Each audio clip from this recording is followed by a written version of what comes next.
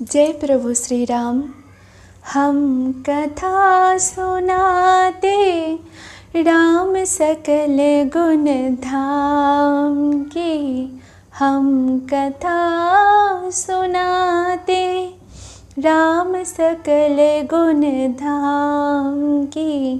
ये रामायण है पुण्य कथा श्री राम की।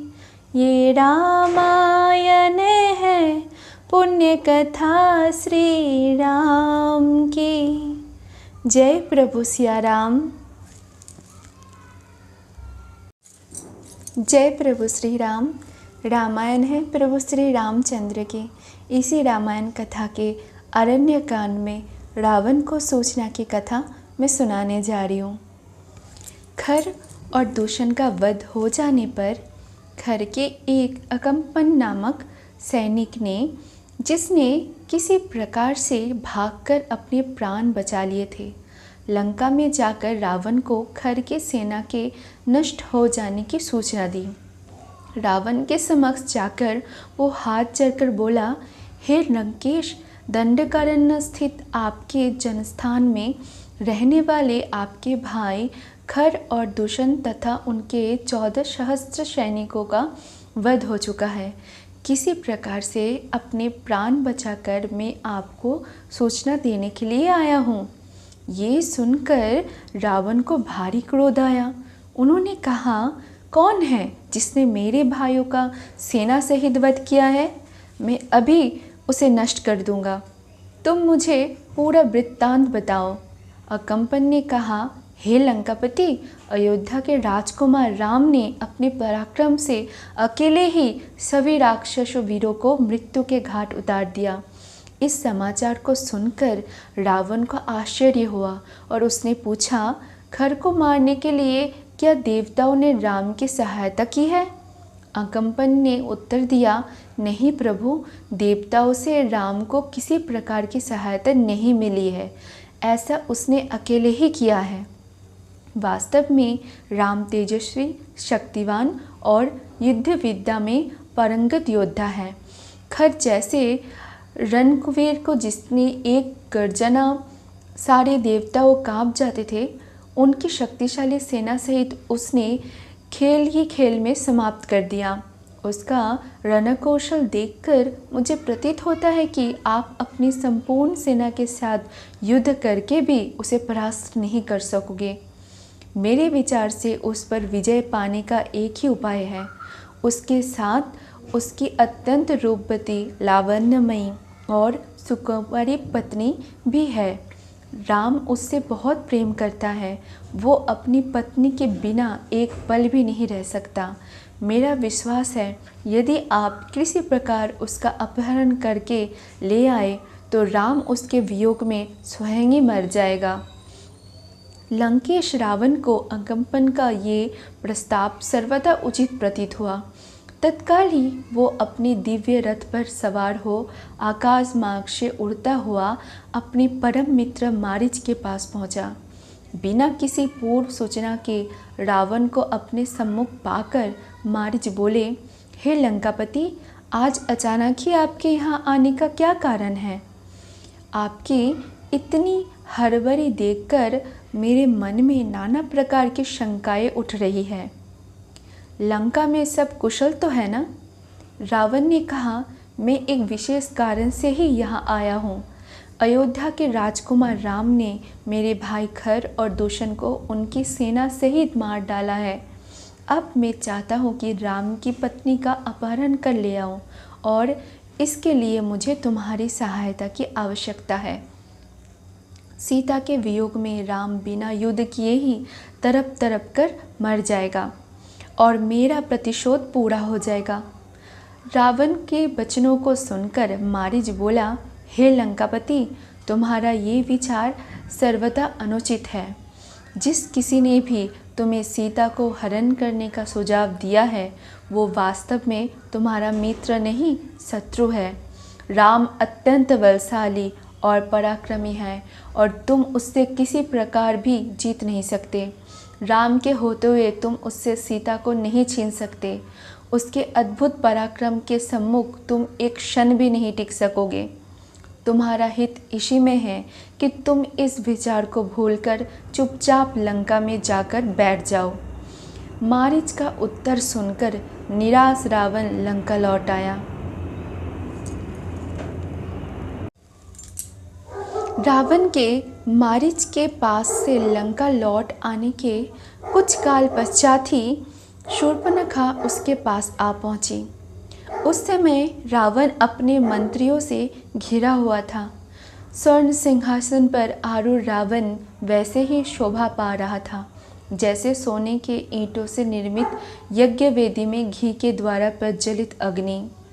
समरभूमि में साक्षात यमराज की भांति दिखाई पड़ने वाले रावण ने देवता, गंधर्व आदि सभी को जीत लिया था। राजोचित लक्ष्मण से संपन्न रावण ने वैदुर मणि तथा तपाए हुए सोने से निर्मित आभूषणों से अलंकृत हो रहा था। उसके अंगों पर विष्णु के चक्र तथा देवताओं के विविध आयुध के अनेक प्रकार हुए थे, किंतु इन प्रहारों के बाद भी उसका कोई भी अंग खंडित नहीं हुआ था। वो रावण पर्वत शिखर को तोड़कर फेंक देने वाला, देवताओं को रौंद डालने वाला, धर्म को जड़ से काट देने वाला, दूसरों की भारजाओं के सतीत्व का नाश करने वाला, यज्ञ में विघ्न डालने वाला तथा दिव्यास्त्रों का प्रयोग करने वाला था। उसने समुद्र तथा पर्वतों पर विजय प्राप्त किया था, नागराज वासुकी को परास्त किया था, तक्षक की प्रिय पत्नी का हरण किया था, कुबेर पर विजय प्राप्त कर उससे पुष्पक विमान छीना था। इंद्रादि समस्त देवताओं उससे भयभीत रहते थे। वायु देवता उस पर पंख डालते थे, वरुण उसके यहाँ पानी भरता था और वो मृत्यु को भी परास्त करने के सामर्थ्य रखता था। उसने 10,000 वर्षों तक घोर तपस्या करके तथा ब्रह्मा जी को अपने मस्तक की बलि देकर देवता, दानव, गंधर्व, पिशाच, पक्षी और सर्पों से संग्राम में अभय प्राप्त कर लिया था। मनुष्य के सिवा अन्य किसी से भी उसे मृत्यु का भय नहीं रह गया था। शूर्पणखा राम के द्वारा तिरस्कृत होकर अत्यंत दुखी हो रही थी। उसने रावण के पास आकर क्रोध से कहा, धिक्कार है तुम्हारे पराक्रम पर और तुम्हारे इन मंत्रियों पर। तुम अपनी विलासिता में डूबे हुए हो। तुम सब तो सूरा और सुंदरियों में व्यस्त रहे हो। हे नीतिवान रावण, क्या अब मुझे तुमको ये भी बताना पड़ेगा कि समय पर उचित कार्य ना करने वाले और अपने देश की रक्षा के प्रति असावधान रहने वाले राजा के राज्य के नष्ट हो जाने में क्षण मात्र भी देर नहीं लगती। तुम्हें ज्ञात होना चाहिए कि वृक्ष से गिरे हुए पत्ते और राज्य से च्युत राजा का कोई भी मूल्य नहीं होता। प्रजा उसी राजा की पूजा करती है जो स्थूल आँखों से सोता है किंतु नीति की आँखों से जागता है, जिसका क्रोध प्रलयंकर और प्रसन्नता सुखदायिनी है। जिस राजा के गुप्तचर सक्रिय और सतर्क नहीं रहते वो राज्य करने योग्य नहीं होता। तुम्हारी गुप्तचर तो मूर्ख, अयोग्य और आलसी है। तुम्हारी बुद्धि दूषित है और मंत्री भी सर्वथा अयोग्य है। उन्हें अभी तक ये पता नहीं कि उनके राज्य दंडकारण्य में कितनी भयंकर घटना घट चुकी है। मेरे वीर भ्राताओं, खरदूषण का 14,000 राक्षसों सहित संहार हो चुका है। जो ऋषि मुनि कल तुम्हारे नाम से थर थर काँपते थे वे आज सिर उठाकर निर्भय होकर घूम रहे हैं। तुम तो राम द्वारा किए गए विषम हत्याकांड से अभी तक अपरिचित हो। शूर्पणखा के कुट वचनों से कुपित होकर रावण बोला, शूर्पणखे, मुझे बताओ कि राम कौन है, उसका बल और पराक्रम कितना है, दुष्कर दंडकवन में उसने किस लिए प्रवेश किया है, उसके पास ऐसा कौन सा अस्त्र है जिससे उसने खरदूषण और त्रिशिरीष का सेना शहीद संहार कर दिया। उसने तुझ जैसी सुंदर अंगों वाली को क्यों कुरूप बना दिया। रावण के प्रश्नों का उत्तर देते हुए शूर्पणखा ने कहा, हे भाई, महाबली राम अयोध्या नरेश दशरथ के पुत्र है। वे अत्यंत निपुण धनुर्धारी है।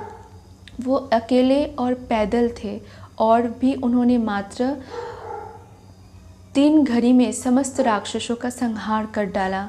मैंने राम के बाणों की वर्षा से राक्षसों को मरते हुए तो देखा, किंतु ये नहीं देख पाई कि कब राम ने धनुष खींचा और कब बाण छोड़ा। स्त्री होने के कारण राम ने मेरा वध नहीं किया और केवल अपमानित करके छोड़ दिया। राम के समान ही पराक्रमी उसका भाई लक्ष्मण और अत्यंत सुंदरी उसकी पत्नी सीता भी उनके साथ है। इस भूतल पर मैंने आज तक सीता के समान रूपवती अन्य कोई स्त्री नहीं देखा है। जब मैं सीता को तुम्हारी भार्या बनाने के लिए लाने के लिए उद्यत हुई तो लक्ष्मण ने मुझे कुरूप बना दिया। सीता तुम्हारी भी भार्या बनने योग्य है, अतः तुम उसे शीघ्रातिशीघ्र हर लाओ। शूर्पणखा का कथन सुनने तथा अपने मंत्रियों से विचार विमर्श करने के पश्चात रावण ने सीता को हर लाने का निश्चित किया। तत्काल उसने अपना रथ तैयार करवाया और उस पर सवार हो अपने मित्र मारीच के पास पहुंच गया। मारीच ने रावण का समुचित सत्कार करके पूछा, राजन, लंका में सब कुशल तो है ना? आप इतनी जल्दी पुनः कैसे लौट आए? रावण बोला, हे मारीच, क्रूर और मूर्ख राम ने अपने बल का आश्रय लेकर मेरे भाई खर और दूषण को सेना सहित त्रिशिरा का वध कर दिया है। उसने मेरी बहन शूर्पणखा को भी कुरूप बना दिया है। मित्र ही संकट के समय सहायता करता है। मैं जानता हूँ कि मेरे मित्रों और शुभ चिंतकों को मैं तुमसे बड़ा और बलवान, नीतिवान और मुझसे सच्चा स्नेह करने वाला और कोई नहीं है। अतः हे मारीच, मैं चाहता हूँ कि तुम रजत बिंदुओं वाला स्वर्ण मेघ बनकर राम के आश्रम के सामने जाओ। तुम्हें देखकर सीता अवश्य राम लक्ष्मण को तुम्हें पकड़ने के लिए भेजेगी। उन दोनों के चले जाने पर मैं अकेली सीता का अपहरण करके ले आऊँगा। राम को सीता का वियोग असह्य होगा और विरह की उस अवस्था में राम को मार डालना मेरे लिए कठिन नहीं होगा। रावण के वचन सुनकर मारीच बोला, हे लंकापति, जैसे कि मैं पहले भी कह चुका हूँ कि ऐसा करना तुम्हारे लिए उचित नहीं होगा। ये कार्य तुम्हारे जीवन के लिए काल बन जाएगा। आश्चर्य की बात है कि वेद शास्त्रों के ज्ञाता होते हुए भी तुम परस्त्री हरण जैसा भयंकर पाप करने जा रहे हो। तुम्हें ज्ञात होना चाहिए कि राम के क्रोध से तुम बच नहीं सकोगे। मारीच के इस उत्तर से क्रुद्ध हो हाथ में खड्ग लेकर रावण बोला, मारीच, मैं तुझे अपना मित्र समझकर तेरे पास आया था, तेरा अनर्गल प्रलाप सुनने के लिए नहीं। तेरी कार्यरतापूर्ण युक्तियों को सुनकर मैं अपना विचार नहीं बदल सकता। सीता का हरण मैं अवश्य ही करूँगा और तू मेरे आज्ञा का पालन भी करेगा। यदि तुम मेरी आज्ञा मानकर मेरे इस कार्य में सहायता नहीं करेगा तो राम लक्ष्मण से पहले मैं तेरा वध करूँगा। रावण के क्रोध से भयभीत होकर मारीच ने अपनी सहमति दे दी। उसकी सहमति से प्रसन्न होकर रावण बोला, अब सिद्ध हो गया कि तुम मेरा परम मित्र है। रावण उसे लेकर दंडक वन में पहुंच राम के आश्रम की खोज करने लगा। जब आश्रम मिल गया तो मारीच ने रावण के निर्देशानुसार मृग का रूप धारण किया और आश्रम के निकट विचरण करने लगा।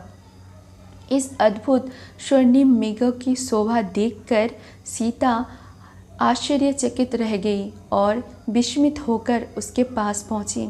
मायावी मारीच ने अपनी मृग सुलभ क्रीड़ाओं से सीता का मन मुग्ध कर लिया। जय प्रभु श्री राम। इससे आगे की कथा मैं आगे पाठ करके सुनाऊंगी। इस कथा को पाठ करने में मुझसे कोई भूल होगी तो मैं क्षमा प्रार्थना करती हूँ। हरे कृष्णा। जय प्रभु सिया राम।